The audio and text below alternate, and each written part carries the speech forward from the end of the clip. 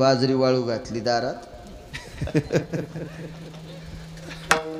9-10 चिमण्या त्या बाजरीच्या दळणावर बसल्या टप टप टप टप चमचा 2 चमचे त्या चिमण्यानं बाजरी खाल्ली आणि पोट भरल्यावर झाडाच्या फांद्यावर बेळक्यात जाऊन बसल्या शेजारीन डबक घेऊन जात होती गावखराला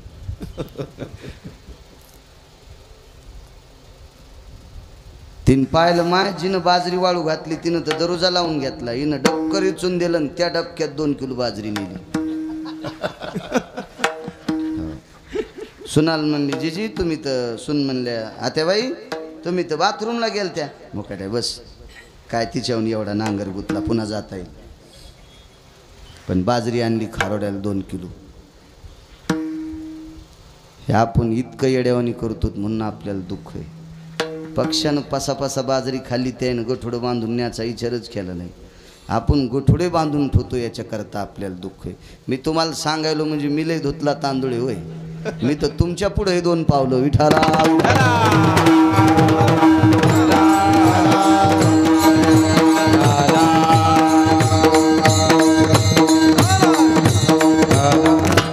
हेच आहे ना संसारात माणूस सर्दीच्या गोळ्या घेतो सर्दी राहा म्हणून संध्या दुपाराचीचा खाते डॉक्टर खाल्ला तरी त्याची सर्दी कशी राहील आपण पथ्य पाळतच नाहीत ना भानगडती म्हणून वाया हा संसार नाथ बाबा म्हणले अत्यंत वाया आहे हा साधा सोपा सरळ अभंगाचा अर्थ झालं कीर्तन मोठ्या श्रद्धेने मोठ्या अट्टहासाने मोठी कैलासवासी सत्यलोकवासी गोलोकवासी वैकुंठवासी दिगंबरराव नामदेवराव डाके सगळीजण त्यांना मामाच म्हणायची आदरणीय वैकुंठवासी डाके मामा हे विश्वात्म्यात विलीन झाले उपजल्या पिंडा मरण सांगाते या अनुषंगाने त्यांना इहलोकातली यात्रा सोडावं लागली प्रत्येकाला जावं लागते आयुष्याची मर्यादा संपली ब्रह्मांडाच्या मालकानं दिलेला जो आयुष्याचा बॉन्ड होता महाराज तो बॉन्ड संपला तारीख संपली निघून जावं लागते एक जणाने विचारलं ज्याला आयुष्य दिले त्याला कळत नाही यमाला कसं काय कळतं त्याचंच तर नाव यम आहे खात्यावर पैसे किती आहेत टाकणाऱ्याला कळत नाही पण ATM कार्ड मशीनमध्ये घातलं की फेकून देतं 7,000 टाकलेस 2,000 खात्यावर येतं त्या मशीनला कळतं याच्या खात्यावर किती पैसे आहेत तसं यमाला कळतं याच्या खात्यावर आयुष्य किती आहे एकालाच विचारलं का हो महाराज अशी यमाची संख्या किती म्हणलं मोजके यम आहेत मग इतक्या माणसाचं आयुष्य जवळ आले त्यांना कसं कळते पंढरपुरातला देव इतका चतुर आहे त्यानं प्रत्येक माणसासोबत 2 गडी ठेवलेत चित्रगुप्त भय व्यालाक्षायाम गुप्तेश भय सकल स्थिता चित्रांगदे भय सर्वानां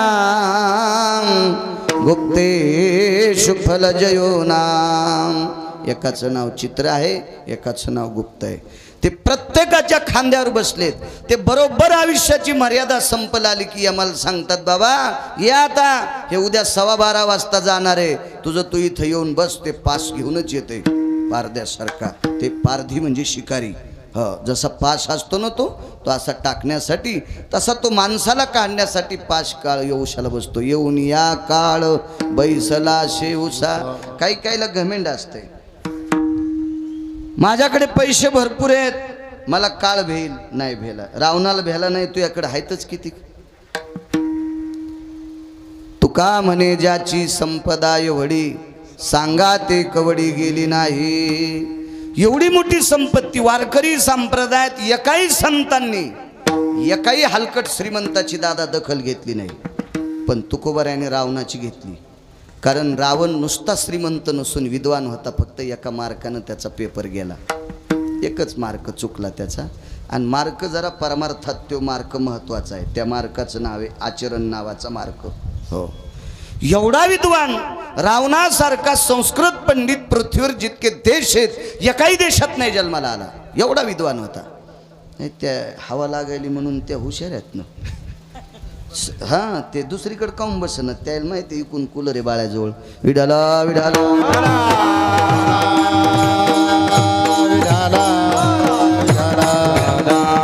एवढा विद्वान रावण त्याच्या विद्वत्तेला पार नाही त्याच्या विद्वत्तेला प्रसन्न होऊन भगवान शिवशंकरांनी सोन्याचं गाव त्याला दान दिलं, देऊन टाकलं. इतका विद्वान. श्रीमंतीची व्याख्या सांगायची तर जिथं तुकोबाराय आवाक्याच्या पलीकडे बोलतात त्या अर्थी त्याची श्रीमंती किती मोठी असेल. त्याचा परिवार सांगायचा झाला तर 80 सहस्र सुंदरा कामिनी माझी मुख्य राणी मंडोदरी. 80,000 बायका होत्या, 1 लाख पुरं होते, 1.25 लाख नातू होते.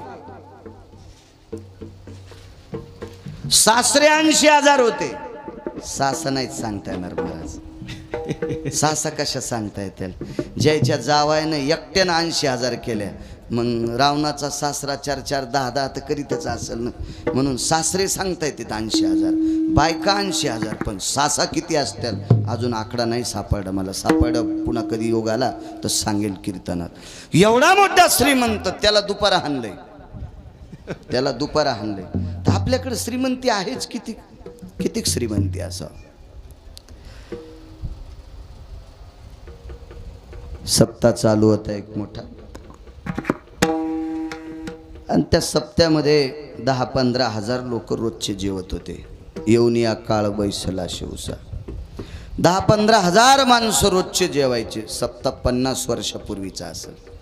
आता काय, आता लय मोठाली सप्ते, फक्त सप्त्याची खोली नाही, रुंदी जास्त आहे. आणि विहिरीमध्ये पाणी किती परस आहे असं सांगितलं जायचं. ईद भरण गुडघ्या इतकं पाणी, त्यानं पाटाभर मका नाही झोपायची. 3.5 परस पाणी, 4 परस पाणी, दादा 5 परस पाणी. ज्या विहिरीची खोली जास्त आहे तिला किंमत आहे. रुंदीला काय करतात ते, घन 70 फूट रुंद आहे पण तीच भरच पाणी आहे, त्याला नाही. तशी रुंदी वाढली नुसती, खोली वाढायला पाहिजे. 10-15 हजार माणसं सप्ताहात जेवायला. निष्ठावंत लोक होते, सात्विक सदाचारी होते. आता 1-1 लाख लोक सप्त्यात जेवत असतील, पण ते सप्त्या करणाऱ्यानं पैसे कुठून आणलेत हे पहिले तपासायला पाहिजे. ज्याचे दुकानं दारूचे 14, देशी दारूचे ज्याला 14 दुकान आहेत, आणि त्यानं सप्ताह केला. आणि प्रत्येक कीर्तन म्हणला करबुनला कायच सप्ताह केला, कायच दानशूर आहेत. सगळ्या कीर्तन करायच्या बायका पटापटाच मेल्या.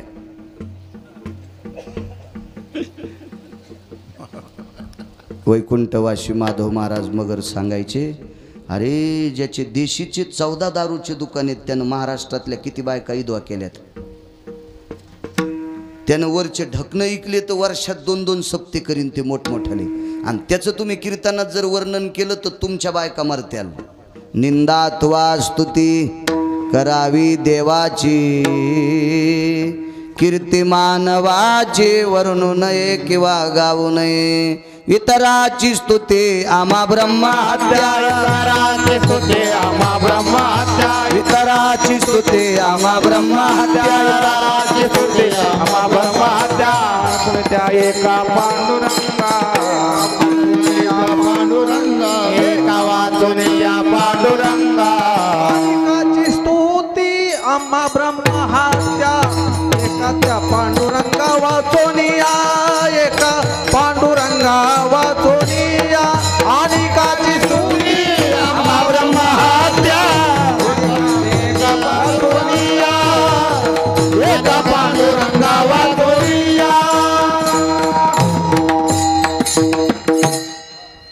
रोजही कधी कधी नालायकाला चोंबाळावं लागतंय, पण मर्यादेत चोंबाळायचं. जेवताना लोणचं किती घेते, एखादी फोड. पण जितकं वरण तेवढं वाटी भरून लोणचं घेतलं, सर्दी होईन न सुंबळ्या इतकं खात नसते. करायचं वर्णन बुका लावतो म्हणून पुका कौरक बी त्याला चोंभाळायचं. त्यानं केलेलं पाप आपल्या बोखंडीवर बसत असते.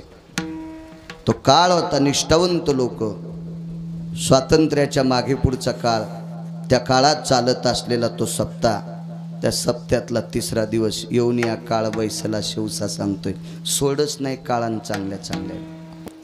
3ऱ्या दिवशीचा सप्ताह, 3ऱ्या दिवशीचे कीर्तनकार 10-10:30 वाजता आले. कीर्तनकार गाथ्याचं भजन 11-11:30 सुरू झालं. ते कीर्तनकार महाराज गाथा भजनात उभे होते. डुलून नाचून गाथ्याचं भजन केलं. त्याच पंक्तीला पंक्ती बसल्याबरोबर मंडपातच ते जेवायला बसले. जुनी माणसं चांगली होती, अधिकारी होती, निष्पाप माणसं होती. जेवली पंक्तीला ती. पाकिटं घेऊन हॉटेलला जेवत नव्हते ते. जेवावं लागेल ना, आपण जर दुसऱ्या राज्यात गेलो, कुठं यात्रेत गेलो तर खावं लागेल. आपली का सासरवाडी आहे का तिथं? पण आता इथं पाकिट दिलं, जाता जाता पाथरीत जर बाळू जेवला तर नाही अंगावर झोपीत भिताड पडायचं काय का नाही. इथल्या बायका जीव घालीत नाहीत का? जी बाईची चप्पल पाहायला भेटत नाही ती बाई भाताव तुपवाडी ती. आपण खाला पाहिजे नि इथं खाल पाहिजे. ते सात्विकतेचं लक्षण आहे. मग ते महाराज आले, त्यांनी गाथ्याचं भजन केलं, पंक्तीला जेवायला बसले, हरिपाठ सुरू झाला. तोपर्यंत आचार्य आला. आचार्य तिथंच होता पण बैठकीत आला आणि सप्ताह कमिटीला सांगितलं, दादा, अण्णा, काका, भाऊ, नाना, जिजा, ऐका म्हणे, उद्याचा साबुदाणा भिजवायचा का जिलेबीचं पीठ भिजवायचं? तर सप्ताह कमिटीतला यजमान फार हुशार होते. ते म्हणले, अरे माळखरी आचार्य आहेस तू, तुला डोकं नाही? उद्या जर एकादशी असेल तर साबुदाणा भिजव आणि दशमी असेल तर जिलेबीला पीठ लाव. तीच अडचण आहे म्हणे तात्या. काय झालंय, दोन पंचांगकर्त्यानं चूक केली. एकाने एकादशी उद्याची टाकली आणि एकाने परवाची टाकली. स्मार्त आणि भागवत असेल तर आपण भागवत धरतो वारकरी, पण स्मार्त नाही, भागवत नाही. एकानं सरळ उद्याची टाकली आणि एकाने परवाची टाकली. म्हणून तुम्ही मला बोलताना याच्याकरता मी तुमची आज्ञा घ्यायलो. महाराज विद्वान होते, त्या दिवशी कीर्तनकार विद्वान होते, विद्वान. महाराजांना सांगितलं, महाराज एकादशी उद्याची धरायची का परवाची? म्हणले 8 दिवस झालं माझ्याही डोक्यात घोळ फिरायलाय, उद्याची धराव का परवाची. माणसानं निमूटपणे म्हणलं पाहिजे, दादा हे आपल्याला कळत नाही. हो, आणि जी गोष्ट कळत नाही ती अंगावर घेतली की उगच गंडल येतं ना. मग ते गंडल 18-15 दिवसाला फुटलं की 2-2 महिने धोत्र खराब करीत. गणलं का सोपे असतात का ते? गळ्याला आल्यावर मान फिरू दे ना, बगलात आल्यावर हात फिरू दे ना, आणि मांडीला आल्यावर बसू दे ना. कुठलेच गणलं कामाचे नाहीत. त्या महाराजांनी सांगितलं, मला काही एकादशी उद्याची का परवाची निश्चित सांगता येणार नाही, पण एकादशीचा मुख्य पर्व काळ कोण्या दिवशी सांगणारा पंढरपुरात एक महात्मा आहे. येऊन या काळ बैसला शिवसा सांगतो. कोण आहे ते महात्मा? त्या महात्म्याचं नाव आहे चातुर्मासी महाराज. जा म्हणे त्यांच्याकडे. आचार्य म्हणलं, या जाऊन बाबा, मला काय तुम्ही सांगितलं तर साबुदाणा भिजितो, नाही तर जिलेबील पीठ भिजितो, तुम्ही म्हणताल ते. गेले 4-2 लोक. कर्मणो गहनो गती नशीब यांचा असं. महाराजच गैरहजर त्या दिवशी. दादा महाराजच नाही. त्याचा आश्रम झाडणारा एक साधा वारकरी होता, गळ्यात तुळशीची माळ, बिचारा साधा. आश्रमाची झाडझूड करायचा, महाराजांचं भजन कीर्तन ऐकायचा, सतरंजा झटकवायचा, काय जे वाट्याला येईन ते काम करायचा, आणि जे भेटेल ते कळणा, कोंडा, आंबड्या वगैरे तिथं तो खायचा. आल्याबरोबर एवढाली प्रतिष्ठित माणसं आले. त्या काळामध्ये 50 वर्षापूर्वी 10-15 हजार लोक जीव घालणारे काय सप्ताह करणार काय साधी लोक असतील का? ती अधिकारी माणसं. बसायला टाकलं, पाणी दिलं, शमकुशल विचारलं, काय काम आहे? काय नाही म्हणे. महाराज कुठे आहेत? परगावी गेलेत. कधी येतील? सांगत नाहीत ते. आपण कशाला नौकरांनी विचारायचं, मालक तुम्ही केव्हा येणार आहेत म्हणून? काय नाही विषय. काय काम आहे? काय नाही म्हणे. एकादशी उद्याची का परवाची? ते म्हणले, मग पंचांगवाल्याला विचारा ना. ते नसतं घोळ केला म्हणजे सगळा. होय देव बाबा. एकान टाकली उद्याची आणि एकान टाकली परवाची. कोणीच पुन्हा माघार घ्यायला तयार नाही. ते म्हणलं, आपण अभ्यास करून टाकली. दुसऱ्या दिवसा म्हणला, मी का गोट्या खेळून टाकली का? मी बी गणित केलं. करण, बव, पळ, निमिष, लाघवी, संवत्सरा, यत भासे, आवर्तो, आवर्तम, निधियम, परा, भाषा, मांगल्य, स्मृती, निमिषता, लाघवी, कळा, सूत्री, आर्णव, मिमध्ये आणि भय भाषा. या सगळ्या गोष्टीची पराकाष्ठा काढून मी एकादशी परवाची काढली. एकानं सांगितली मी आजची काढली. ऐकायला कोणी तयार नाही. मग तुमचा विश्वास कोणावर आहे? चातुर्मासी महाराज सांगतील त्या दिवशी एकादशी आम्ही धरू. वैकुंठवासी वक्ते बाबा सांगायचे हा निर्वाळा. मग आमचे महाराज सांगतील त्या दिवशी तुम्ही एकादशी धरताल का? हो. मग नसू द्या, तुमचं काम झालं. कसं काय झालं म्हणले काम? इथं सांगायला कोणी एकादशी कोण दिवशी धरायची म्हणून? अहो, हे आमच्या महाराजाचं कुत्र सांगतं एकादशी केव्हा धरायची. काय डोकं खराब झालं का म्हणले याचं? आमचा विश्वास महाराजावर आणि हे म्हणतोय कुत्र सांगतंय. अहो दादा, राग मानू नका. मी गरीब माणूस आहे, झाडून काढणार आहे. असं समजू नका मी मूर्ख आहे म्हणून.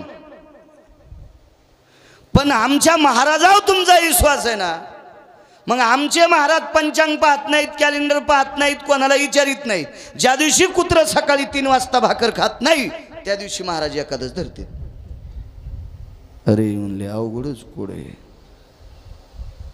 बर रोज सकाळी महाराज आंघोळीला चालले 3:30 वाजता की टोपल्यात जे काय असन भाकरीचा तुकडा ते कुत्र्यापाशी टाकायचे आणि स्नान करून आल्यावर ते बघायचा. कुटका जर जशाला तसा दिसला तर समजायचं आजची एकादश नाही, आणि कुटका त्यानं खाल्ल्याला असला की समजायचं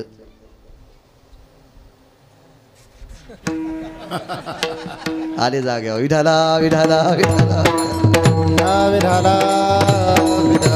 कुटका जशाला तसा दिसला की समजायची एकादशी, आणि खाल्ला की समजायची एकादशी नाही. काय ताकद असेल त्या सप्त्यातला वाद मिटीला कुत्र्याने. चातुर्माशी महाराजांचा अधिकारी इतका मोठा. हनुमंतदादा शेवटच्या टप्प्यामध्ये ते थकले. संध्याकाळची वेळ आहे, तहान लागली. शिष्याला जोरात आवाज द्यावा इतका सुद्धा तोंडातून आवाज निघून गेला आणि तोंड कोरडं पडलं. देवा तहान लागली रे. 10:30 वाजता शेजारती होत होती. आता स्वामी सुखे निद्रा करा गोपाळा, आपुलाले मनोरथ जातो आपुल्या स्थळा. शेजारती व्हायची. मग शेजारती झालं करत असताना अंगावरचे सगळे हारगिर देवाच्या काढून घ्यायचे.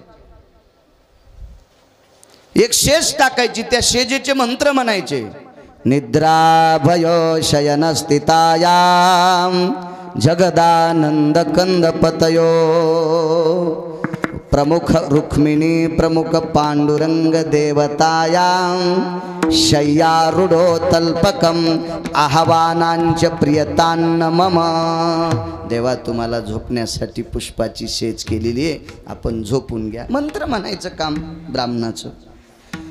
आणि देवाच्या पुढे एक तांब्यात त्याच्यावर फुलपात्र, आणि त्या फुलपात्रामध्ये 2-3 मंजूळ ठेवत होते, तुळशीची मंजूळ, आणि किलूप लावायची, निघून जायचे.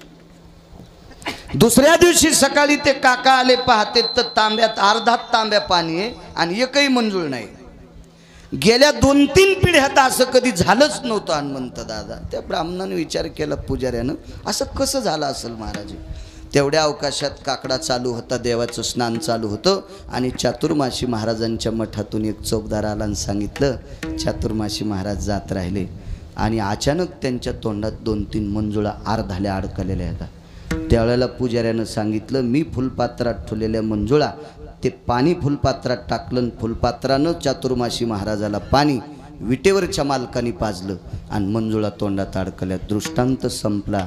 ब्रह्मांडाच्या मालकानं ज्या साधूला पाणी पाजावा त्याचा अधिकार किती मोठा असेल, त्या महात्म्याचा, त्या योगीराजाचा, त्या नामधारकाचा, त्या तपस्व्याचा किती मोठा अधिकार आहे. आणि या महात्म्याच्या सानिध्यात राहिलेलं कुत्र पंचांगकर्त्याचा वाद मिटवतोय काका, ते कुत्र किती अधिकारी असेल.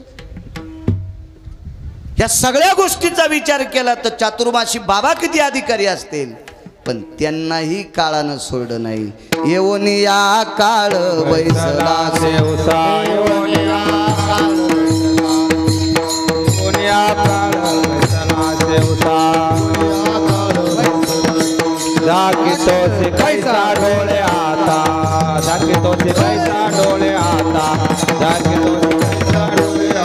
येवनिया काळ बैसला सेवसा, जाकी तो से कैसा डोळे आता, जाकी तो से कैसा डोळे आता. येवनिया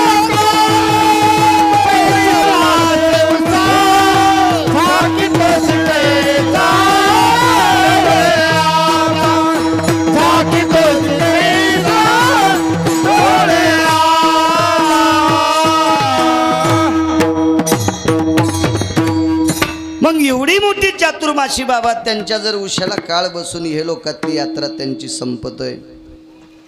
डाके मामा गेले असतील, आपल्याला निमूटपणे सहन करावं लागेल. परमार्थिक होते. मला वाटतं एकदा माऊंद्याच्या कार्यक्रमाकरता बी डाके मामांनी मला आमंत्रित केलं, तर त्यावेळेला माऊंद चारीधाम करून आले. आणि कालच्या वेळेस रामराव भाऊ काळे सतत संपर्क करत होते. योगाला छान चला म्हणलं.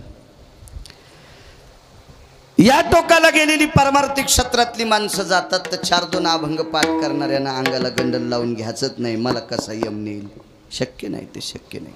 लय हुशार माणसं. मी मगाशी बोलून गेलो, रावणासारखा चतुर कोणीच नव्हता. विद्वान होता, चतुर होता, चाणाक्ष होता, मायावी सुद्धा होता. मायावी सुद्धा होता रावण. रावणाला कपटीच्या व्याख्यातून बाजूला काढलं, पण रावणाला काम चिटकलता. काम काम काम आणि कामामुळं रावण मातीत गेला. नाहीतर खरं जर विचार केलं तर रावण कपटी पण नव्हता. काम शिल्लक होता त्याच्याकडे. एवढा विद्वान रावण, एवढा विद्वान. रावणाने 127 विद्वान हस्तगत केले. 127. रामायणात नाही बघायचा, दुसरे पुराण बघायचे, मग त्याच्यात सापडेल. तुम्ही रामायणीच कितान पुन्हा म्हणताल गिरगावचा बाळ्या काही बघ तू बापा. असं नका, उग दगड हांजाव नका दुसऱ्याला. कधी कधी आपल्या विरोधात फिरत असते ते. योग असा आला 127 विद्वान. त्याच्यापैकी एक विद्वान होता तत्वकुंभ नावाचा विद्वान महाराज. त्याचं नाव होतं तत्वकुंभ. काय नाव गोड आहे, तत्वकुंभ. कुंभ म्हणजे कलश, तत्वानी भरलेला कलश. म्हणजे एवढ्या विवेकानं, एवढ्या विद्वत्तेनं, एवढ्या कुशलतेनं, एवढ्या चातुर्यानं बुद्धीचा बुद्ध्यांक इतका विकसित होता तत्वकुंभाचा, म्हणून त्याला तत्वकुंभ नाव सोबत होतं. त्रेतायुगामध्ये, त्रेतायुगात जी नावं होती का, ती शरीराच्या लक्षणावरून नावं ठेवल्या जायची. पुष्पदंत नावाचं वानर, सात्विक फुलातला एकही सुगंध नव्हता की जे त्याच्या दातातून येत नव्हता, म्हणून त्याचं नाव ठेवलं हनुमंतदादा पुष्पदंत. सुगंधी फुलांचा सुगंध येत होता, पुष्पदंत याच्याकरता. हो. तंबाखू खाऊन जर चाल म्हणायला आला आणि त्यानं जर अभंग विचारला तर घंटाभर सांगताच येत नाही. हो, त्याच्या वासानं कीर्तनकार मरुनी म्हणजे बरं आहे एखादा. लय काय काय खरंच लायकी नाही. माझं मत हे, पक्वाद्या असेल, कीर्तनकार असेल, रामायणकार असेल, भागवतकार असेल, गायक असेल, तंबाखू खात असेल तर त्याचं 10 पिढ्याचं पापूत आलं समजायचं. नक्ता व्यसनाधीनो जाय हे अध्यात्म भयो शास्त्रा प्रकाहा पितरो भयो तृप्तो रुसुष्टो तिनयजना नैवम गांजा कसम लिखितम. हे काय गांजा फुक्यान लिहिलं का त्याचे पितर रुष्ट होत असतात. रुष्ट रुष्ट. कारण का देवाचा आपल्यावर विश्वास आहे आणि म्हणून जनतेचा सुद्धा विश्वास आहे. महाराज सांगल ती दिशा. हो, बाकीचं कोण पाहिलं, पण ह्या काही काही गोष्टी करायच्या नाही. भागवतकार इंटरव्हल मध्ये स्टेजच्या मागं जाऊन बिडी वाढायला. अरे तू जाळी तू का मंडप भागवत्या, माणसं जळते ना नालाय का. तू बिडी वाढल्यावर कसं ऐकायचं तू भागवत. लय काही विचित्र. परवाला एक जण कथाकार आले आणि ते पोरग म्हणलं त्यानं 2300 रुपयाचं मेकअपचं सामान आणायला लावलं. गळ्यात शपथ मी सकाळच्या मरण खोटं बोलत असेल तर. हो, तो सांगणारा माणूस मला म्हणला 2300 रुपयाचं मेकअपचं सामान. म्हणलं हे मागच्या जन्मात स्टेजवर नाचणारी बाई असेल आणि मागचं काही त्याचं राहिलं शिल्लक, म्हणून आता भागवत सांगताना पण लिपस्टिक लावूनच चाललाय. वक्ते बाबा सांगायचे दर्पणो भयस्थिती पुरुषास्ततेवच एकम मिथ्यात्रियो द्विविधा भयभासा नैवम दर्पणो अर्चिता. फार काय झालं तर 3 आरशा पुढे जावा पुरुषानं. माणूस जर दिवसात 20 बाऱ्या भिंगा पुढे जात असेल तर समजायचं त्याच्यात बाईचा अंश आहे. विठाला विठाला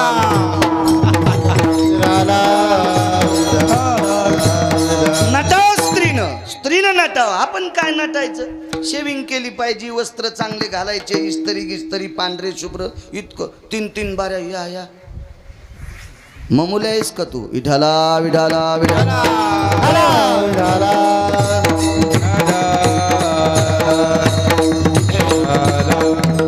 विद्वान तत्वकुंभ रावणानं हस्तगत केला.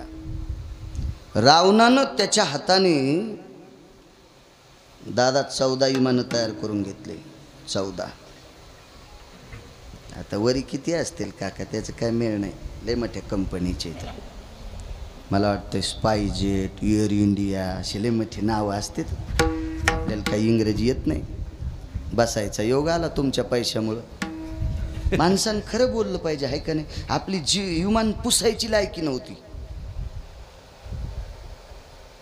पण ज्ञानोबाराय तुकोबारायच्या नामामुळे एरवी आपल्याला कोण पुसला असतं उत्तरेश्वर. एरवी तरी पुसे कोण पावे देवासाठी मान, पावे देवासाठी मान, पावे देवासाठी मान. एरवी तरी पुसे कोण पावे देवासाठी मान, पावे देवासाठी मान, पावे देवासाठी मान. एरवी तरी पुसे कोण पावे देवासाठी मान, पावे देवासाठी मान, पावे देवासाठी मान. एरवी तरी पुसे कोण पावे देवासाठी मान, पावे देवासाठी मान, पावे देवासाठी मान. कोणी विचारलं असतं. मी ज्ञानोबाराय तुकोबारायचं नाव घेतो म्हणून पितळे बापूंकडे दरवर्षी असतो त्रयोदशीला काल्याला. हनुमान दादा मी कलेक्टर झालो असतो तर पाय कोण पडलं असतं. सुटकेत दिली असती खालून म्हणले असते कलेक्टर या सही कर घे इतके पैसे पण कर सही या फॉर्मवर असं म्हणले असते. पाय कोण पडलं असतं नाही. म्हणून एकाही वारकऱ्यानं असं म्हणायचं नाही मी लय विद्वान आहे म्हणून लोक पाया पडते. तू याच्यातून बाजूला सरक तुला बायको पण थुतरीत आणीन. कोण विचारत असतं आपल्याला एरवी तरी पुशे कोण पावे देवासाठी मान. देवासाठी मला खुर्ची आहे. देवासाठी मला तुम्ही पुढे बसलात नाही तर कोणी विचारलं असतं. लय लोळायले श्रीमंत त्याला गोचड चिटकनत अंगाला विठाला विठाला विठाला विठाला.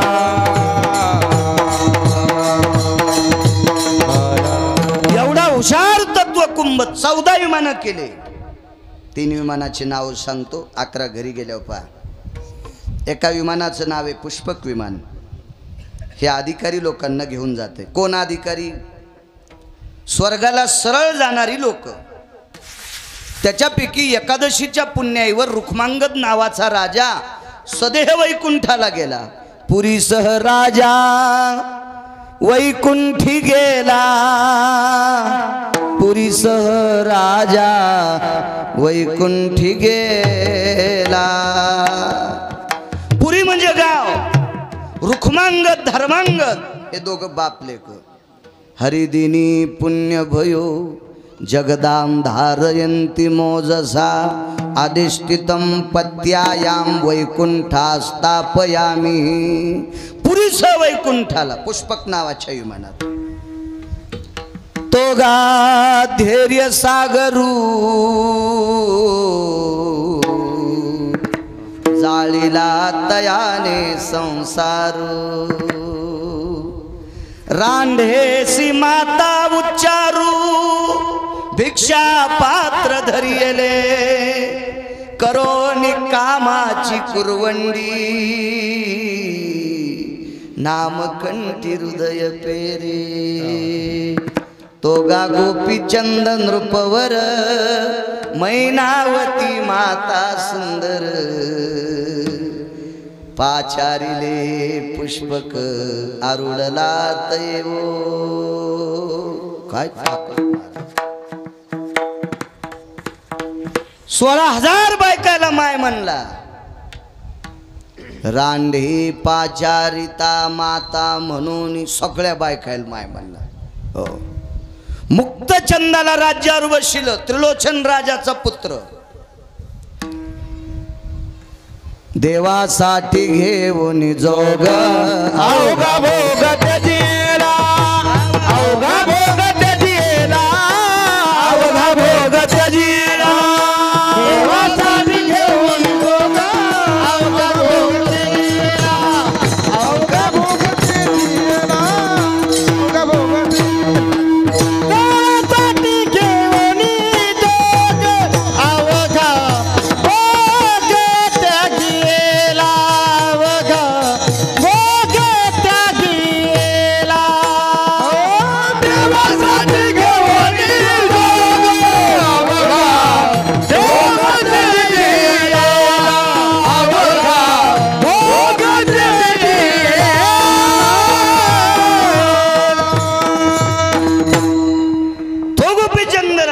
विमान नेण्यासाठी आलं. ते पुष्पक नावाचं विमान. विमानात बसले. पार्षद हनुमान दादा एकाच व्यक्तीला न्यायला येतो, पण गोपीचंद राजाच्या भक्तीचं टोक होतं म्हणून सांगितलं, तुम्हाला एखादा कोणी घ्यायचा का? म्हणले आमच्या आईला घ्यायचं. तुमची आई पुढच्या विमानात आहे म्हणले, पुष्पक विमानात. अण्णा एवढा अधिकारी. हे एक विमान. दुसरं कामग नावाचं विमान आहे. येऊन या काळ बैसला शिवसा. उदाहरण क्रमांक 2. कामग नावाच्या विमानामध्ये रावण मारल्याच्या नंतर सीताई साहेबांनी प्रभू रामचंद्र शरयूच्या तीरापर्यंत गेले. अयोध्येत नाही गेलं बरं विमान. मर्यादा आहे प्रभू रामचंद्राला. कारण ज्या केवटाच्या नावेत बसून नॅग्रोंदर वृक्षापासून उठले, नावेत बसले, शरयूच्या इकडच्या तीराला आले, त्या केवटानं सांगितलं वापस आल्यावर माझ्यात नावेत बसून पलीकडे जायचं. 14 वर्ष 27 दिवस काट्या पत्त्या केवटन कोणाला नावात बसूच दिलं नाही. त्र्यंबकराव बसूच दिलं नाही. काय त्याग असेल तरी आमचे सांगतात आता ऐका बर का. काय ते कामग विमान बिभीषणानं दिलं बरं का. आणि त्या कामग विमानामध्ये प्रभू रामचंद्राने सीताई साहेब बसल्या. आणि ते काय विमान सनसन सनसन करीत अयोध्येत गेलं बरं का. वाचून सांग जाय रे माणसं मरते. तिरात भयत तियती यजर्वासो भयंजान भय जायन्ते. शरयू तटा भयास्थितायं कामग भययनि अरुणाया. कामग भययनि अरुणाया. कामग भययनि अरुणाया. शरयूच्या तीरावर ते विमान आरूढ झालं. या विमानाचं नाव कामग. आणि तिसरं विमान, त्या विमानाचं नाव होतं प्रभदत्त नावाचं विमान. 11 घरी गेल्यावर पहा खपक्या मोबाईल आहेत तुम्हाला. त्या मोबाईलवर असं इचकिलं पुराण की ते तुम्हाला दाखवतं ते विमान. दुसरं चीज कायले तुम्ही पण कसं दिसल आहे का नाही. चांगलं इचकायचं. लय काळ गोड आलाय. एकाही भजनी मंडळीला महाराजाला अभंग विचारायचं काम पडत नाही दादा. बटन दाबल्या बरोबर सगळी गाथे संतांचे त्या मोबाईलमध्ये लोड आहे. मायात नाही तर म्हणा माझ्या याच्यात हे 10-5 आपले बस झाले आपल्या कामापुरते. आणि मला काही चाल म्हणायची नाही ना बुवा, आहे का नाही रवी बुवा. त्याच्यामुळं आपल्याला काय, आपल्याला जे पाठ आहे तो घ्यायचा का. तिथून तशी सूचना येत नाही ना ह्योच घे म्हणून. हो तशी सूचना आल्या म्हणून तुझ्या म्हाताऱ्यालाच कीर्तन करायला लाव, मी ऐकायला येतो. विठाला विठाला विठाला.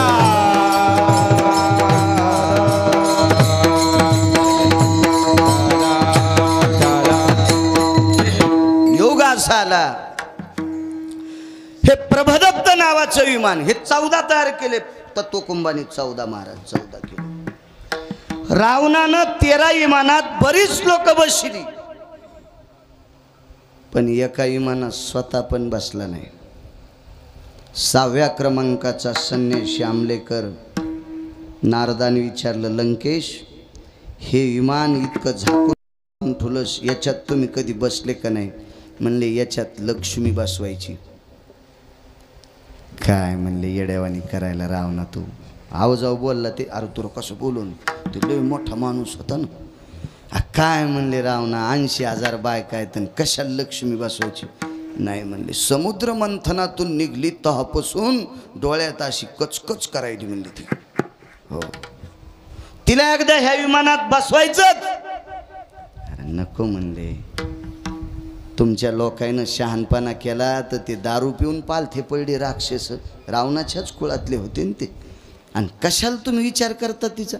नाही म्हणे इच्छाच आहे तिचेच पाय या विमानाला लावायचे, अन्यथा कोणी बसू द्यायचं नाही. आणि योग आला दादा. अशोक वाटिकेत 6 महिने 27 दिवस सीताई साहेब होत्या. तत्वकुंभ किती मोठा व्यक्ती होता तुम्हाला पुढे कळलं. तरी पण त्याला काळानं सोडणं नाही याच्यावर सांगतोय. विमान आणलं राक्षसनीनं सांगितलं चल बस मधात. तिनं सांगितलं तुम्हाला डोकं आहे का ग?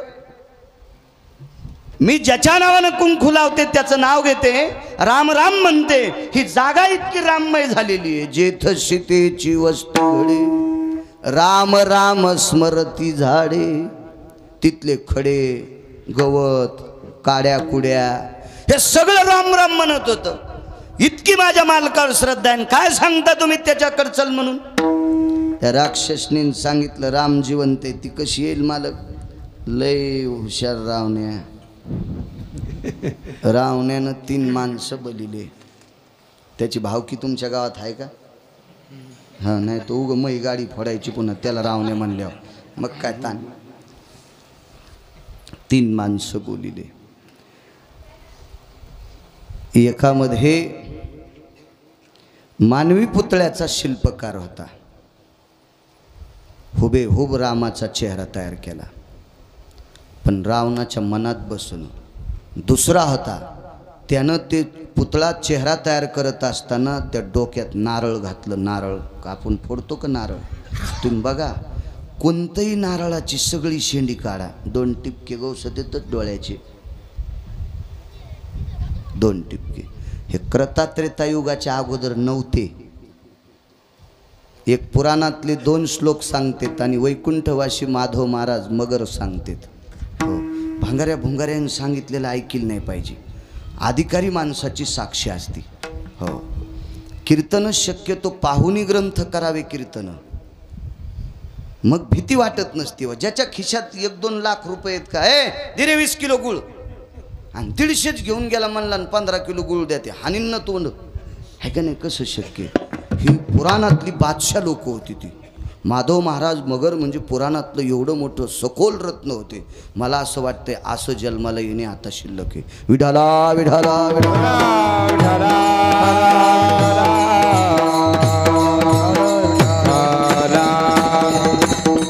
पंढरपूरला वक्ते बाबांचं प्रवचन चालू होतं आणि त्या प्रवचनात एकादशीचा दिवस होता. त्यांनी सांगितलं माणसं शेंगदाणे असे धरून तोंडात टाकीत नाहीत, असे फेकीत आहेत. असं सहज माणूस असं टाकते जवळ तोंड नेऊन, असं बोट नेऊन तोंडात फेकता फेकता जर शेंगदाणा बाजूला जाऊन जर खाली पडला तर तो खाली पडल्याला का खाऊ नये हे माधव महाराज मगरांनी पुरावा द्यायचा. काय ताकद असेल, काय काय विद्वत्ता असेल दादाई, काय व्याप्ती असेल या लोकांच्या अभ्यासाची. हो, नारळ घातलं त्या डोक्यात त्याच्यात आणि सोन्याच्या ताटात डोकं टेकलं रामप्रभूचं. कृत्रिम, खरं नाही, खोटं डोकं. आणि रक्त असं खळाखळा वाहले. तयार करणाऱ्याची ताकद कशी असेल, खळखळ रक्त वाहले. आणि सीतेनं रामप्रभूला पाहिल्याबरोबर हंबरडा फोडला. बाई माझ्या कपाळाचे मालक. पण जे नारळ होतं का, ही सृष्टी त्यानं निर्माण केलेली पंढरपुरातल्यानं. म्हणून त्या नारळानं पंढरपुरातल्या मालकाचा प्रभू रामचंद्राचा सन्मान असा केला. त्या नारळाला ह्या जिथं डोळे तयार केले ते का डोळे त्या चेहऱ्याला, त्या जागेवर 2 डोळे तयार झाले आतून नारळाला, आणि एका डोळ्यातून 2 थेंब पाणी आलं. सीतेच्या लक्षात आलं रामाचं डोकं नाही. कशाहून कळालं माहिती आहे? क्षत्रिय मरताना रडत नसतो, आणि मरताना जो रडतो तो क्षत्रिय नसतो. आणि 2च थेंब गालावर आले, हे नारळाचे उपकार आहेत बरं का सीतेवर, नारळाचे. म्हणून तर त्याला श्रीफळ उपमा आली शास्त्रामध्ये. श्री म्हणजे लक्ष्मी, श्री म्हणजे लक्ष्मी, लक्ष्मीचं फळ म्हणजे नारायण. म्हणून तर आपल्याकडं भागवताची पूजा असू, सत्यनारायणाची पूजा असू, कोणती असू, आमचे देवबाप्पा नारळ देत असते. ते पांघरत्या पदरात नसतं नाही का, कोणता पदर म्हणतात त्याला, वटी पदर असतो. विठाला विठाला विठाला.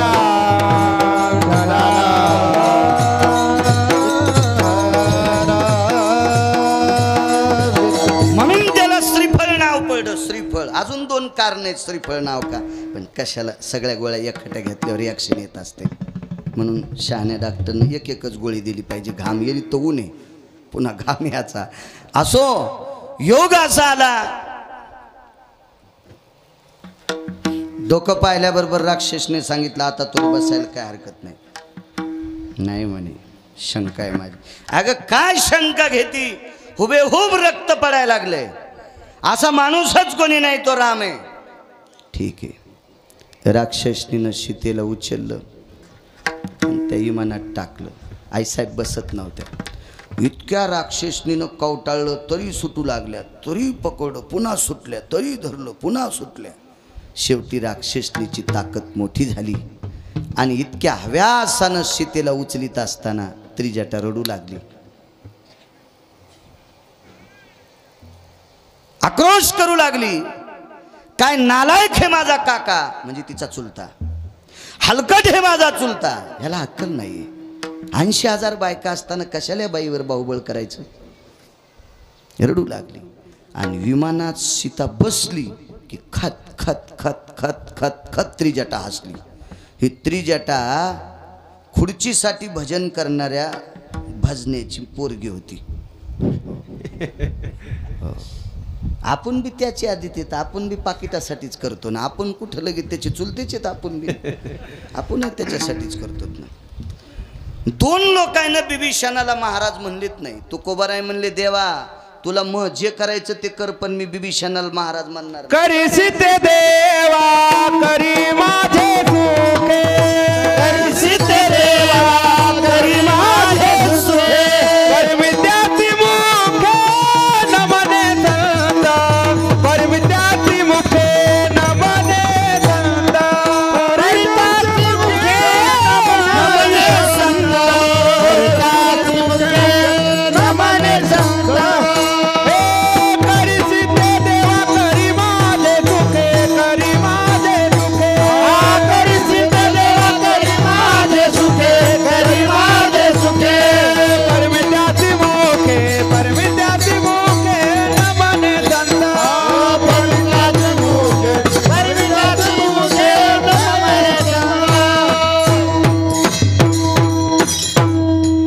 जुन्या बाईनं घातलेलं लोणचं 3ऱ्या वर्षी पाण्यात बुडून फोड चोखा ते गोडत लागतं लोणचं. तशा जुन्या म्हाताऱ्या. कालच्या टिकलेवालीन लोणचं घातलं की 9व्या दिवशीच वरून फेदरी लोणचं. ग कस्तुरे काय तू लोणचं घाली ते असं. वय झालं तरी आवाजात गोडवा. ही तर मोठी लोक आहेत, त्याचा विषय नाही. तारुण्य दशेतली लोक आहेत ती. वय झालं तरी ती रग आहे अंत करणार. भक्तीची ताकद. करीशी तरी देवा करी माझे सुखे, परमित्याची मुखे नमने. पण या तोंडानं मी बिभीषणाला संत महाराज म्हणणारच नाही. भगवान म्हणले तुकोबाराय मी म्हणायलो, तुम्ही कोणाला म्हणता, तुमच्याहून मला काय घे नाही. असेल तुमचा काही स्वार्थ याच्याकरता म्हणत असताल त्याला महाराज, पण मी म्हणणार नाही. तुकोबाराय म्हणलेच नाही. पैठणमधले मालक दादा तू लयच आगाव बोलले. हो काय म्हणले पैठणमधले मालक.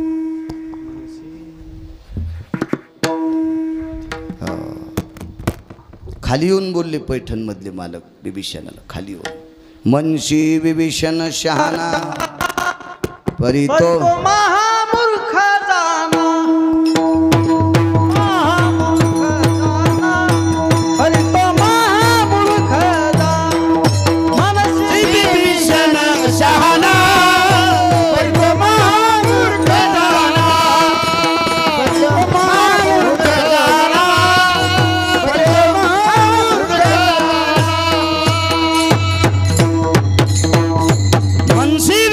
शहाणा अरे तो महामूर्ख जाना. स्वार्थी तू. त्या बिभीषणाची मुलगी अशी खतखत हसली दादा. तर सीताई साहेबाच्या अंतकरणात शंका आली. टाकताना काय बोंबलू लागली, काय इवळू लागली, काय रडू लागली, काय डोळ्याला धारा लागल्या, काय छाती बडू लागली. नका ग टाकू सीतेला, थांबा ग, कशाला ऐकत आमच्या काकाचं, इतकी ओरडू लागली. आणि त्या विमानात टेकलं की खतखतच हसली. माझी शंका येते हो. सीताई साहेबाच्या मनात शंका आली दादा. म्हणल्या राक्षसनील सांगितलं, बाई तुम्ही मला बाहुबळानं उचलून टाकलं ना, मला फक्त 5 मिनटं खाली उतरू द्या, मी मनानं विमानात बसते, तुम्हाला काही ताण देत नाही, फक्त मला एकदा हिची सोय पाहायची. कोणाची. त्रिजटीची. सांग तू एकदा रडली का आणि एकदा हसली का, तर तो कुंभ किती हुशार आहे आता कळल. म्हणे सीते मी कशा करता रडेन कशा करता हसले तुला सांगते, पण जरा बाजूला चल ना. ह्या राक्षसनी कारण कळाल्यावर पुन्हा रावणाला सांगते, त्याच्यामुळे तू बाजूला चल, गुप्त एकांतात बोललं पाहिजे. बाई का रडे सांगू.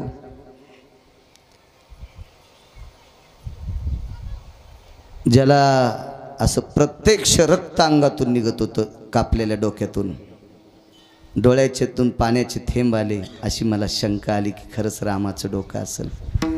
आणि रामप्रभूला तुझ्या मालकाला जर माझ्या काकानं खरंच मारलं असेल तर तुला जिंकायला काय वेळ लागत नाही. इतका विचित्र आहे माझा काका. अगं माझ्या काकानं भक्तीच्या बळावर ज्याचं भजन केलं त्याची बायकोच मागितली होती, शंकराची पत्नी, आणि दिल ती शिवजीनं. पण पोरग हुशार शिवजीचं.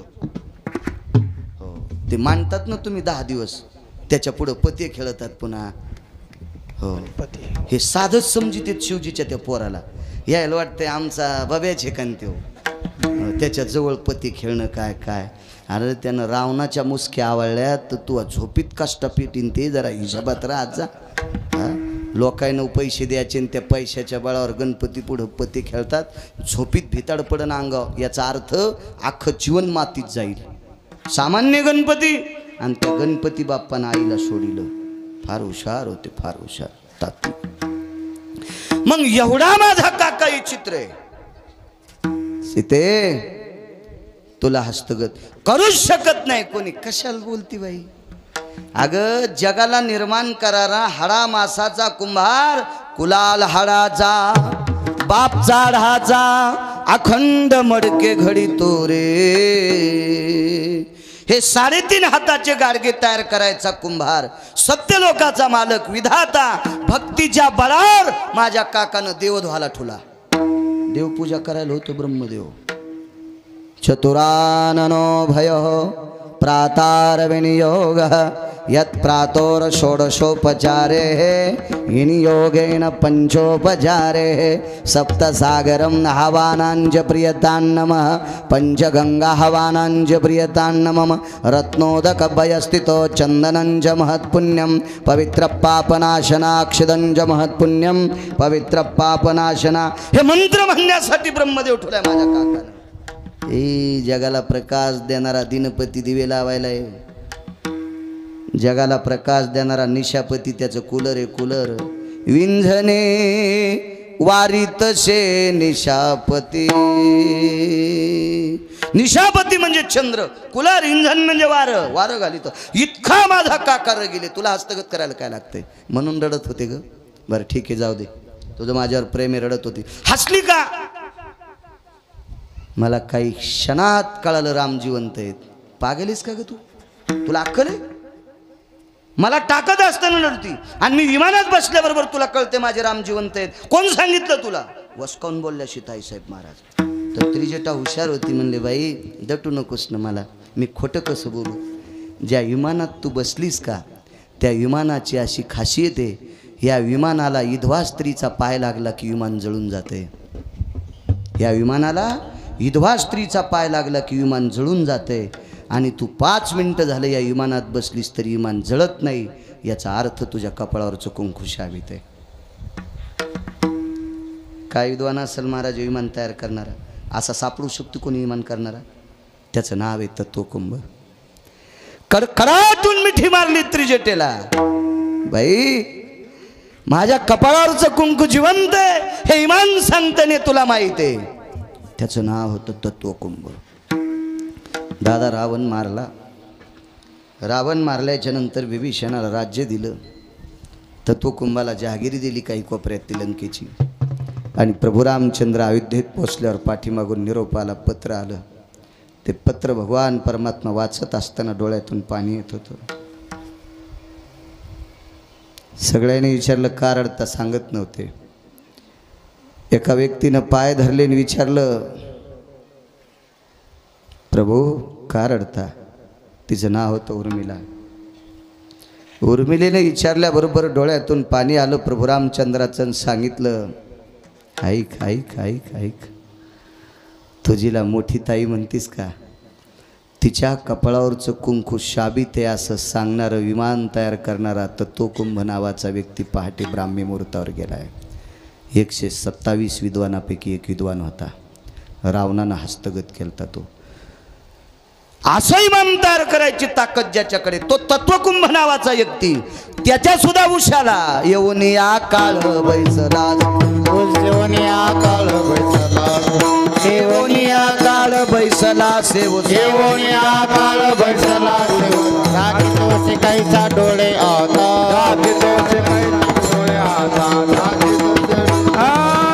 यवनिया काळ बैसला सेवसा अजूनिया कैसा डोळे झाकी अजूनिया कैसा डोळे झाकी अजूनिया कैसा डोळे झाकी सेवनिया काळ बैसला सेवसा राखी कैसा डोळे आता राखी कैसा डोळे आता राखी कैसा डोळे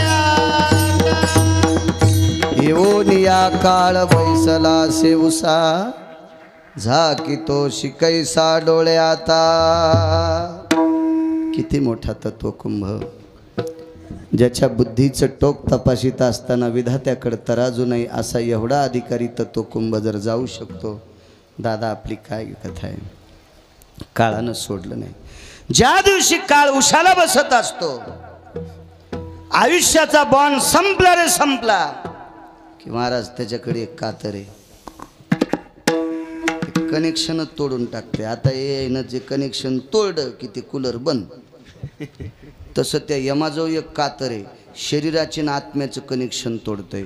तुटला आयुष्याचा दोरा, आयुष्याचा दोरा तुटला आयुष्याचा दोरा,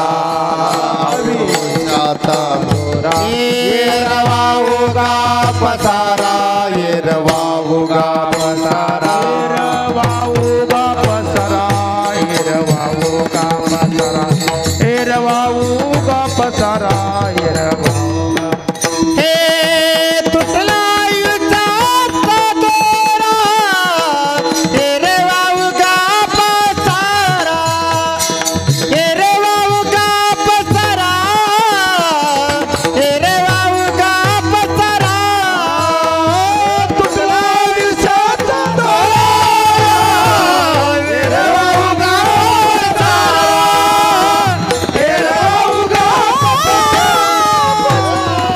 येरवाऊगा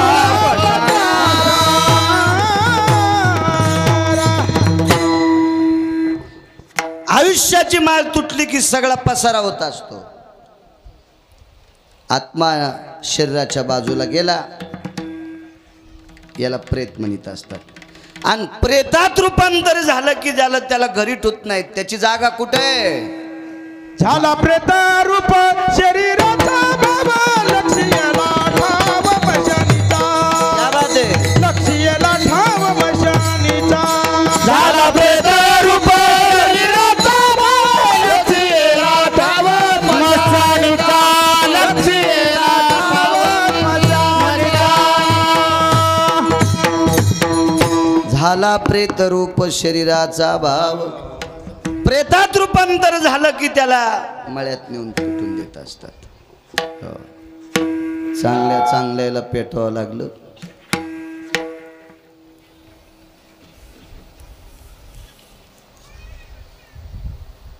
स्वामी राम नावाची एक व्यक्ती होऊन गेली.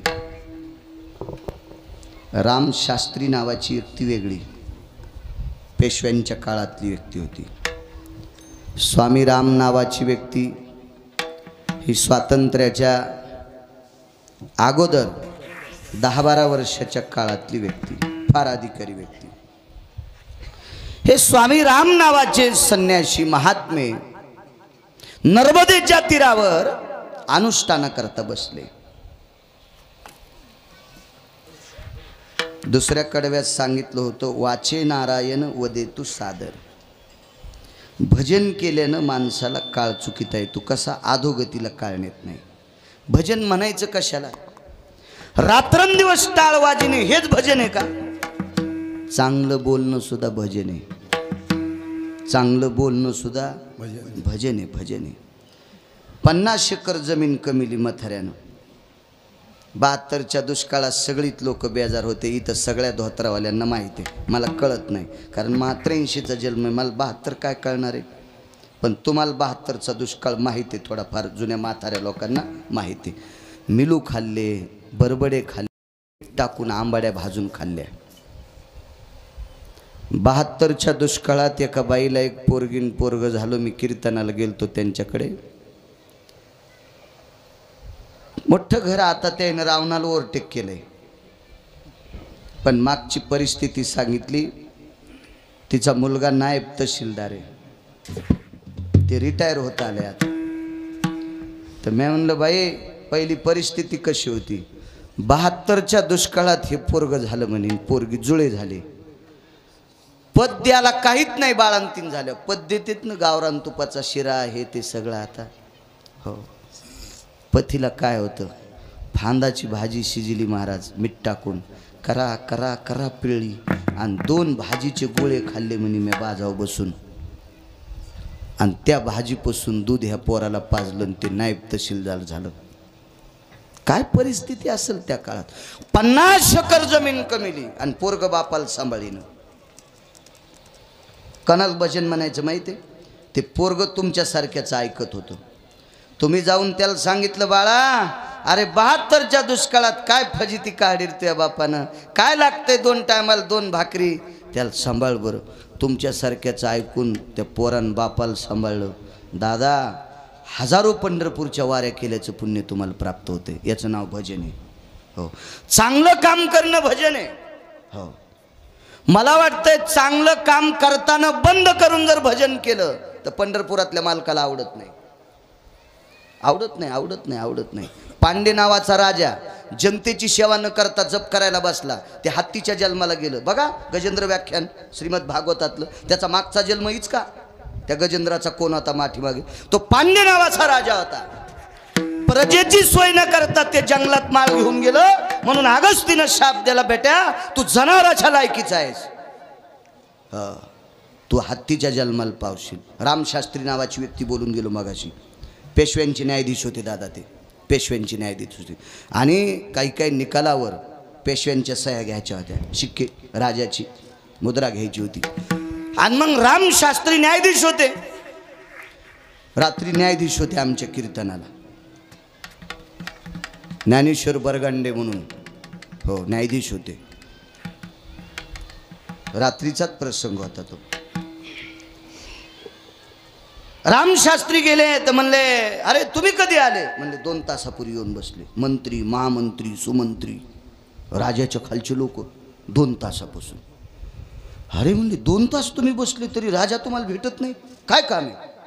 नाही म्हणले ते पूजा करायलेत. बरं 1 तास वाट पाहिली आणि शिपायाला सांगितलं 2 कपड्याची जोड घेऊन ये. आणलं त्यानं गथोडंच. 1.5 तासाच्या नंतर बाहेर आले राजे. अरे काय कधी आले म्हणले. हे यायला 2.5 तास झाले, 2.5-3 तास, मलाही 1.5 तास झाले. बरं बरं याच्यात काय आणलं, तुम्हीच सोडा म्हणले.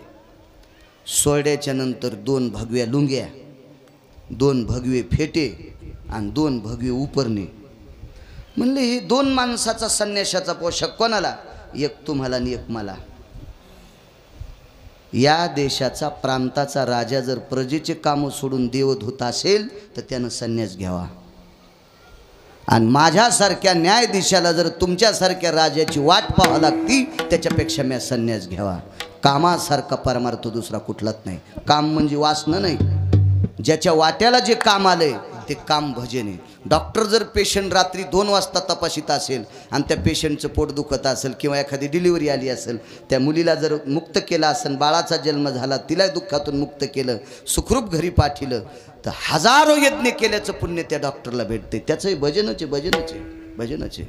हो, उलट काम करून भजन करायचं. कामामध्ये काम, काही म्हणा राम राम जाईल.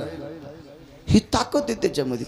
बऱ्याच लोकांना वाटतं मी भजन करतो म्हणजे मोठा, जाताना हरभरं दुसऱ्याचंच उपटायला आणि कुंटाला न दुसऱ्याचं इचकायला. काय तू भजन करण्यात अर्थ आहे जर दुसऱ्याची इचकीत असतील तर. विठाला विठाला विठाला.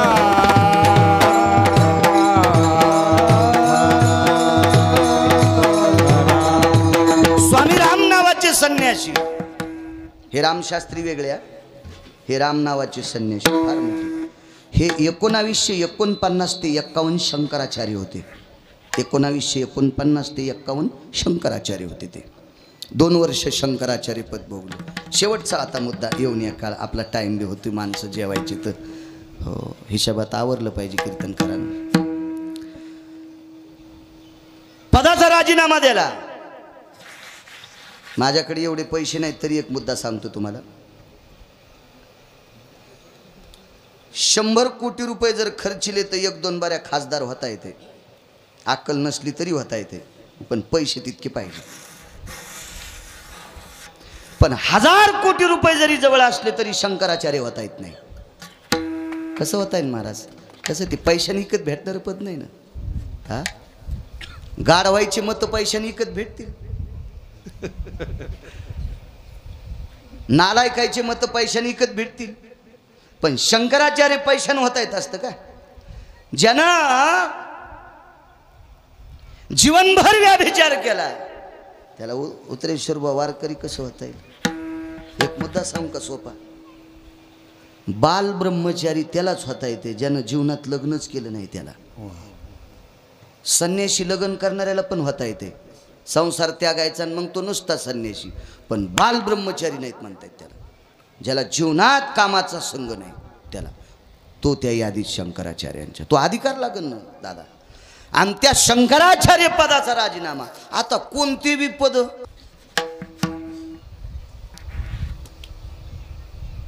अनुष्ठानाला बसायचं स्वामी रामांना. सगळ्या करवीर पीठाचे शंकराचार्य होते. अनुष्ठानाला बसायचं म्हणजे गुरुजींना विचारलं. मोठमोठे साधू आले, फार मोठे साधू होते. स्वातंत्र्याच्या नंतर 4 ते 4.5 महिन्यानं हिमालयात एका साधूला एक श्रीमंत भेटायला गेला. तो गुत्तेदार होता, कॉन्ट्रॅक्टदार म्हणतात ना आताच्या भाषेमध्ये. मोठा होता कॉन्ट्रॅक्टदार, त्या काळातला मोठा. तर हिमालयाच्या पायथ्याला तपश्चर्या करायला बसलेल्या साधूला भेटायला तशा सस्त्याला 2 कोटी रुपये घेऊन गेलो. दिले त्या महात्म्याला 2 कोटी. त्या महात्म्यानं ते पैसे घेतले ना असे खाली आथरले, त्याच्यावर मांडी घालून बसलो. ते महाराज मांडी घालून बसल्यावर पुन्हा मांडीला 1-2 काड्या टोचल्या रे. दिले पैसे ढकलून. क्या लाया रे बोले तूने, इसका तो बिस्तर भी नहीं होता. सब चुप रे बोले खड़े. याली हिंदी जरा जरा मला. सब चुप रे बोले. काय कुला आहे बोले तुम्ही? स्वामीजी 2 कोटी रुपये आहेत. मग एक काम कर बोले, 1 किलो बोलू का मैं हिंदीत? अभी तू पटपट जा.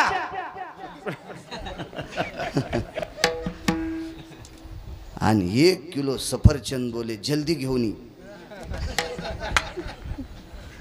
ते म्हणला महाराज इथून चलत जायला 4 दिवस लागते, तर वापस यायला 4 दिवस, 8 दिवस लागते सफरचंद आणायला. आणि कसा जाऊ?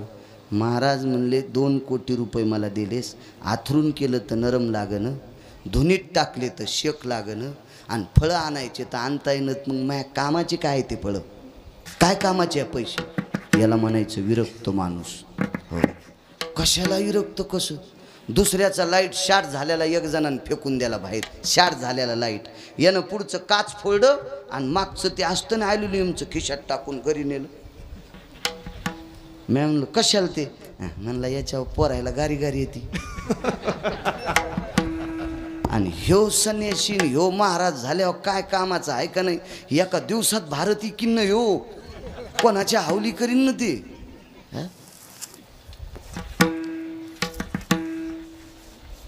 हे सगळी संन्यासी अनुष्ठानाच्या वरदहस्त करता आले. आशीर्वाद द्यावा लागतो अनुष्ठानात. सगळे आशीर्वाद द्यायला डोक्यावर हात टेकला निघून गेले.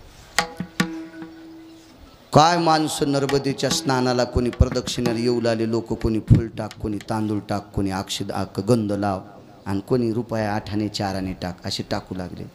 याच्यात काय भेटतं? त्याला उठता येतं का? त्या महात्म्याला बाजारात जाता येतं का? मग काय कामात? पण फळ कोणी टाकीत न, एखादं सफरचंद टाकीनं, टाकीनं, काहीच टाकीनं, कोणी काही देईन. 3 दिवस अनुष्ठान झालं, शरीर कृश झालं दादा. सकाळी आंघोळीला गेले आणि नर्मदेला प्रणाम केला. माय अनुष्ठान सफल होईल का? तितकंच म्हणले. दुपारच्या आंघोळीला गेले, माय अनुष्ठान सफल होईल का? तर दुपारच्या वेळेला माळा सुवर्णाचा रत्नजडीत हात नर्मदेच्या पात्रातून हातवरी आला. हातवरी आला. त्या हातावर एक सोन्याचं पात्र होतं. जुट्यांना पात्र होतं सोन्याचं. आणि त्या सोन्याच्या पात्रामध्ये गावरान गाईच्या दुधाची गावरान तुपातली खीर होती. ले लो बोले आपका अनुष्ठान सफल हो जाता है. जलदेवतेच्या रूपात नर्मदा माय बोलली. रोज दुपारी खिरीचं पात्र यायचं हनुमान दादा. रोज दुपारी. अनुष्ठान संपलं. गुरुजी भेटी करता आले. कोणी व्यवस्था केली? नर्मदा माईने केली. म्हणले अरे पात्र अक्षयी देऊन टाक. अनुष्ठानापुरतं तुझ्या करता होतं. म्हणले स्नान केलं आणि ते सोन्याचं पात्र नर्मदेच्या पाण्यात पालतं घातलं. पात्र निघून गेलं. दृष्टांत संपला. या बा घरी काम नाही केलं टायमाला तर बायको भाकर देत नाही पप्याची माय. तर नर्मदा खिरीचं पात्र देते सामान्य गोष्ट आहे महाराज. नर्मदा खिरीचं पात्र ज्या साधूला देतो ती स्वामी रामांना. त्या स्वामी रामांसारख्या सुद्धा उशाला येऊनिया काळ बैसला सेवसा. योनिया काळ बैसला सेवसा. येऊनिया काळ बैसला सेवसा. योनिया काळ बैसला सेवसा. जागे तो शिकायचा डोळ्यात. जागे तो योनिया काळ बैसला सेवसा. योनिया काळ बैसला. हा योनिया काळ बैसला सेवसा. योनिया काळ बैसला सेवसा. आखी डोळे झुके तेने. आखी डोळे झुके. डोळे आता वाचे नारायण वदे तुझा. वाचे नारायण वदे तुझा. झाकीत से कैसा डोळे आता. झाकीत से कैसा डोळे आता. वाचे नारायण वदे तुझा. वाचे नारायण वदे तुझा.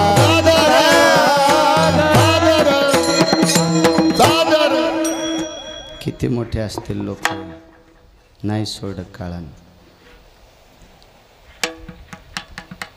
5 मिनिटं शिल्लक आहे माझा वेळ. एका बाईचं 27 दिवस बाळंतपण केलं पंढरपुरातल्या मालकानं. सगळ्यांना माहिती आहे. चोखोबाची बहीण झाला सारंगधर आणि वहिनी उघडादार हाका मारी.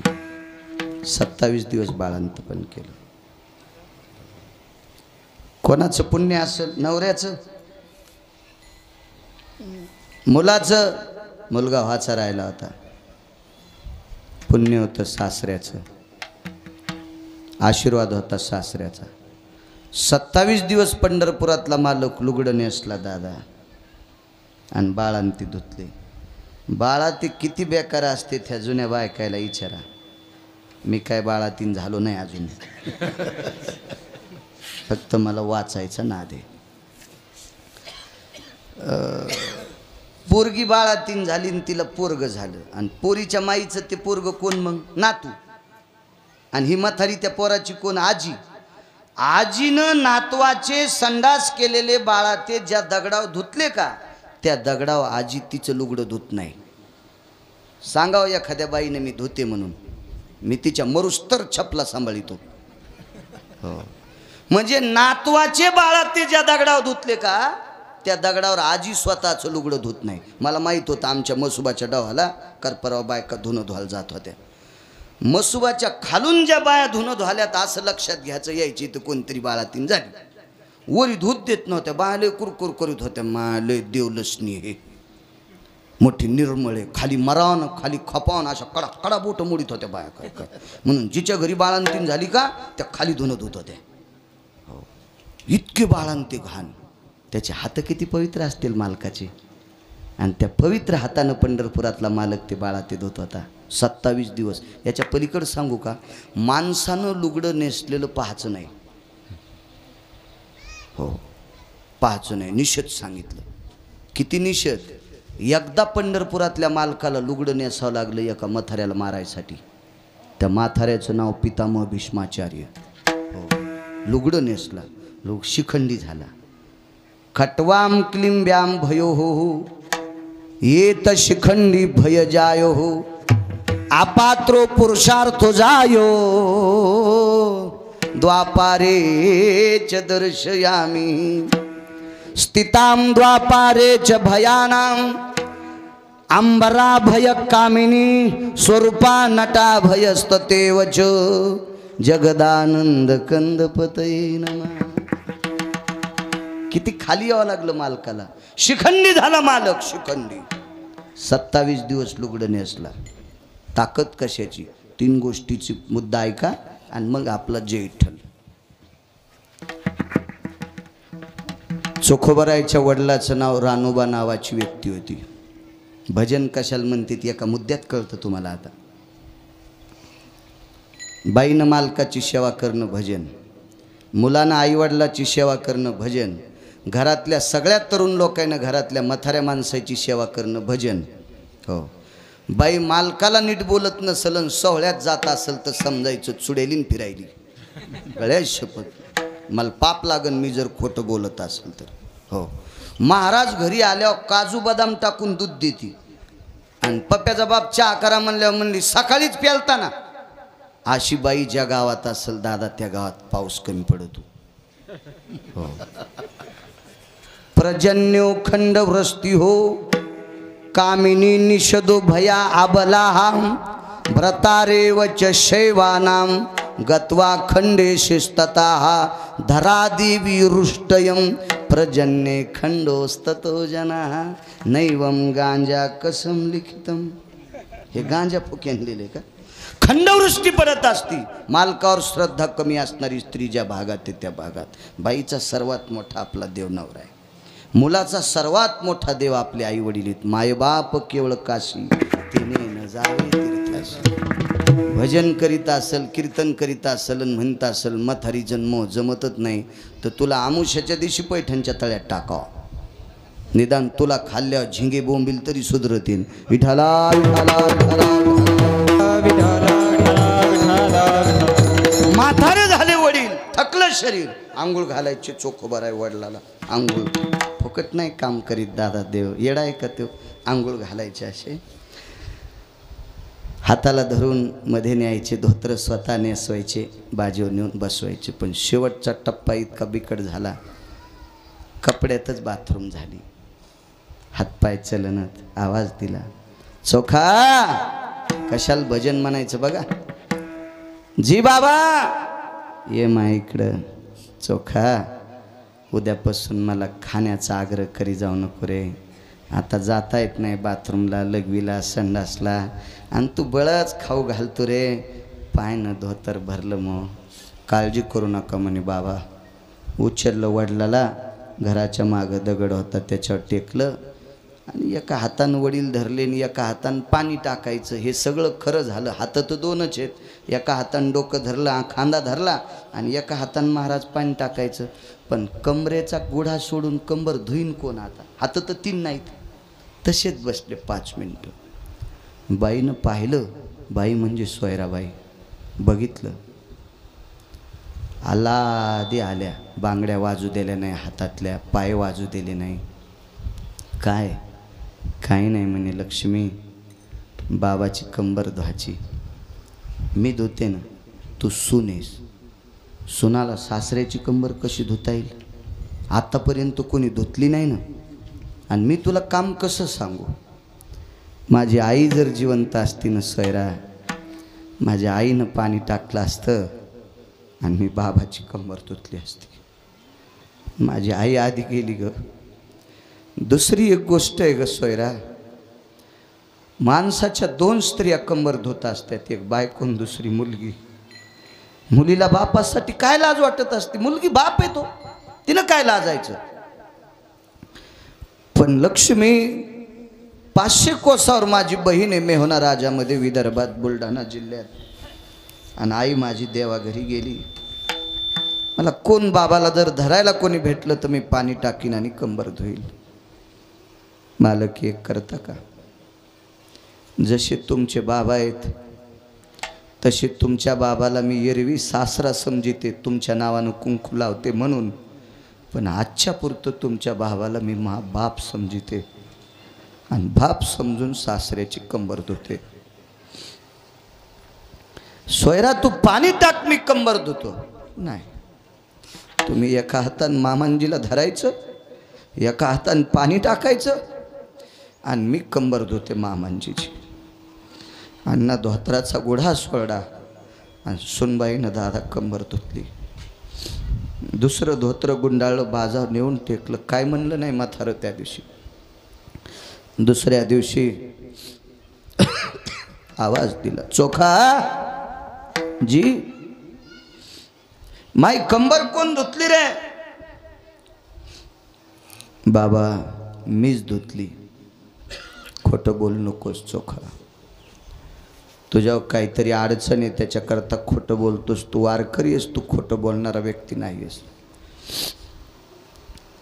तुला माही शपथ आहे कंबर कोण धुतली? बोलणं गेले चोखोबर आहे. बाबा शपथ घालू नका, कशाला विचारता?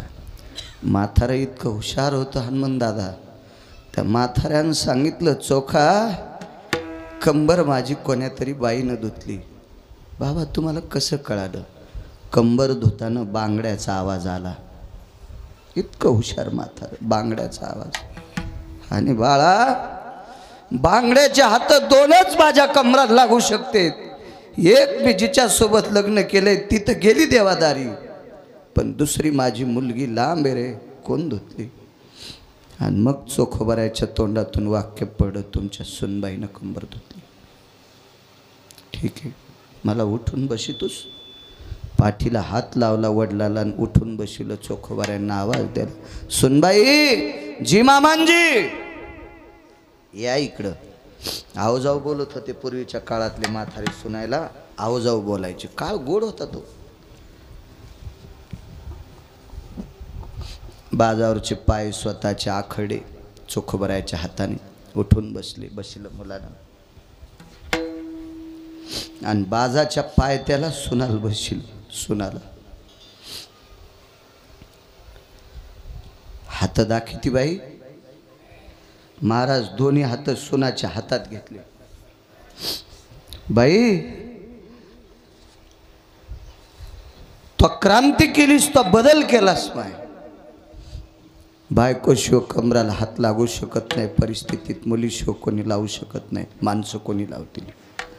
पण बाई तो सासऱ्याची कंबर धुतलीस. 2-4 मिनिटं सुनाच्या हातावर उजव्या हातानं असं चोंबाळीत राहिलं म्हातारं.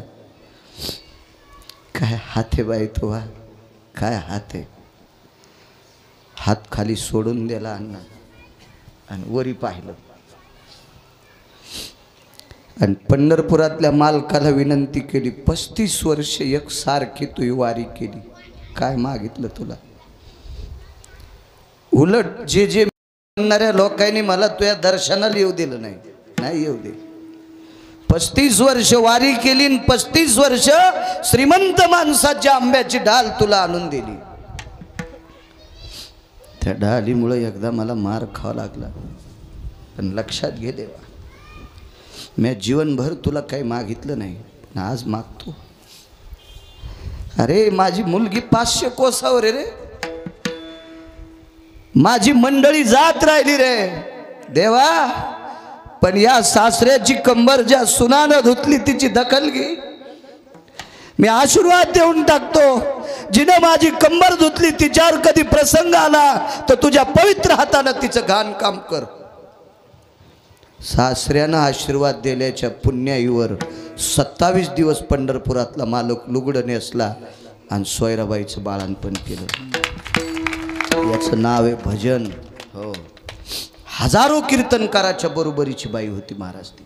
किती ताकद बघा. पुढची शंका, देवानं 27 दिवस तिचं घाम काम करावं इतकी ताकद. झालेला मुलगा जन्माला आल्याबरोबर भजन करीत होता. उपजताची कर्म मेळा वाचे विठ्ठल सावळा. ही चोखोबराच्या मुलात ताकद, ही पत्नीत ताकद. आणि चोखोबराच्या आस्ती विठ्ठल म्हणायच्या. नामदेवे आस्ती आणल्या पारखोनी, घेत पितांबरे चक्र पाणी. पितांबरात घेतल्या समाधी दिली. या चोखोबराच्या भजनानं स्वर्गातलं आमरस शुद्ध झालं. अधिकार चोखोबरायचा मोठा, अधिकार रानोबाचा मोठा, अधिकार सोयराबाईचा मोठा, अधिकार कर्ममेळ्याचा मोठा. तरी पण या चौघापैकी एकही शिल्लक राहिला नाही. येऊन या काळ बैसला, येऊन या काळ बैसला रे, येऊन या काळ बैसला शिवसा. रागी तोष कैसा डोळे आता, रागी तोष येऊन या काळ बैसला शिवसा. येऊन या काळ बैसला शिवसा. येऊन या काळ बैसला शिवसा. येऊन या काळ बैसला शिवसा. रागी तोषी कैसा डोळे आता, रागी तोषी कैसा डोळे आता. वाचेनारा जना वने दूता, वाचेनारा वने दूता. रागी तोष कैसा डोळे आता, रागी तोष कैसा डोळे